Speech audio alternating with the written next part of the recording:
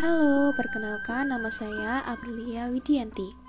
Saya dari Prodi Sastra Indonesia Fakultas Ilmu Budaya Universitas Diponegoro. Saat ini saya sedang berada di objek wisata Rawapening yang ada di Semeru.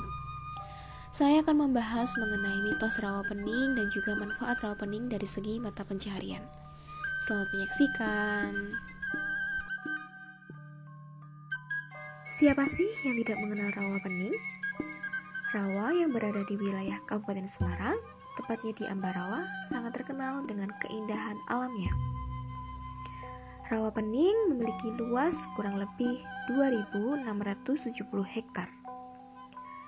Rawapening ini terletak di 4 kecamatan, yaitu Kecamatan Ambarawa, Tuntang, Bawen, dan Banyu-Biru. Rawapening tidak hanya menghadirkan keindahan alam saja. Pengolahan pariwisata di kawasan tersebut juga berkembang pesat. Ada yang disebut dengan Kampung Rawa, ada Bukit Cinta, hingga Jembatan Biru. Selain mengandalkan keindahan alam, objek wisata Rawapening diliputi dengan berbagai ciri tradisi, seperti mitos asal-usul nama Rawapening. Mitos semacam ini menjadi daya tarik sendiri di tengah masyarakat. Masyarakat sekitar mempercayai bahwa Rawapening menurut ceritanya berasal dari muntahan air dari bekas cabutan lidi yang ditancapkan oleh seorang anak yang bernama Barung Kelinting. Karena anak ini merasa dibuang oleh warga setempat, kemudian anak ini mengutuk tempat ini yang akhirnya jadilah Rawapening. Begitulah sekilas cerita tentang terbentuknya Rawapening. Sampai sekarang, masyarakat juga masih meyakini kalau sosok Barung Kelinting juga masih ada di sekitar rawa, tetapi dalam wujud seekor ular besar yang menjaga Rawapening. Banyak mitos yang bermunculan sehingga membuat aura mistis di kawasan Rawapening tersebut. Salah satunya keberadaan ikan. Mitos ini terkadang masih berlaku hingga sekarang. Jika banyak ikan yang berhasil ditangkap, kemudian ingin dijual, maka ikan itu akan sulit untuk laku. Ada juga kisah yang menyelimuti kawasan Rawapening. Di kawasan itu masih berkembang kepercayaan, banyak roh-roh menjelma sebagai sahabat dekat wisatawan, sehingga ia lupa bahwa ia telah tenggelam di Rawapening. Kebanyakan peristiwa orang tenggelam di Rawapening karena wisatawan melamun dan muncul rasa takut. Mitos atau misteri lainnya yaitu jika ada orang luar desa yang merekam kesenian reog yang ada di daerah tersebut tanpa izin terlebih dahulu, dipercayai bahwa orang yang melihat rekaman tersebut akan kesurupan. Di luar itu, masih ada misteri lainnya yang secara kasat mata dapat dibuktikan. Misalnya misteri tanah atau pupuk kompos alami yang sifatnya abadi di dalam Rawapening.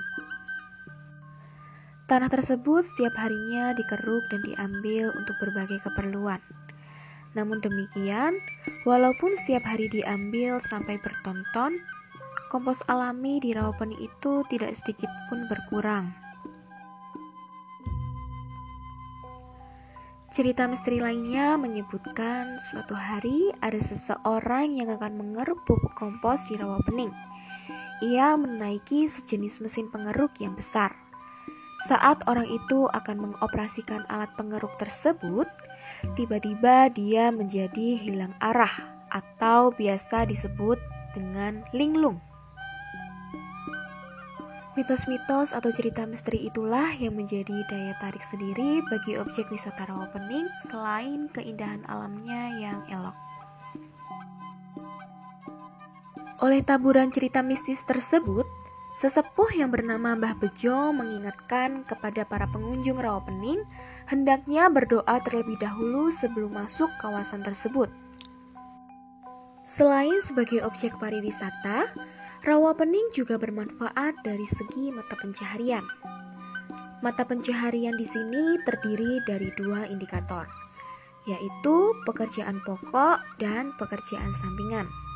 Aktivitas ekonomi yang dilakukan oleh penduduk bermacam-macam, antara lain nelayan, pencari enceng gondok, penambang gambut, petani, pedagang, jasa perahu, dan juga jasa parkir.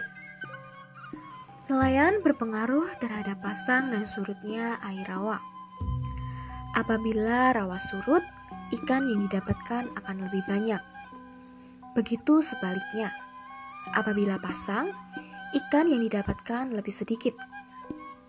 Bagi penambang gambut, pada saat surut, tanah gambut yang didapatkan akan lebih mudah, karena tanah gambut seringkali mengapung. Sedangkan pada saat pasang, tanah gambut kebanyakan tenggelam. Petani yang memiliki sawah di pinggiran rawa hanya menanam padi pada saat musim kemarau saja. Pedagang yang ada di pinggiran rawa menjual makanan maupun minuman untuk pengunjung maupun penduduk yang melakukan aktivitas ekonomi di rawa itu. Beberapa pedagang juga menyewakan tempat memancing bagi pengunjung serta alat pancingnya. Jasa perahu yang ada di rawa digunakan untuk mengantar para wisatawan atau pengunjung yang akan berkeliling menikmati pemandangan di Rawa Pening. Perahu disewakan bagi pengunjung yang ingin memancing di rawa, tetapi ukuran perahu yang digunakan lebih kecil. Adanya jasa parkir di dekat rawa karena berkembangnya Rawa Pening sebagai tempat pariwisata.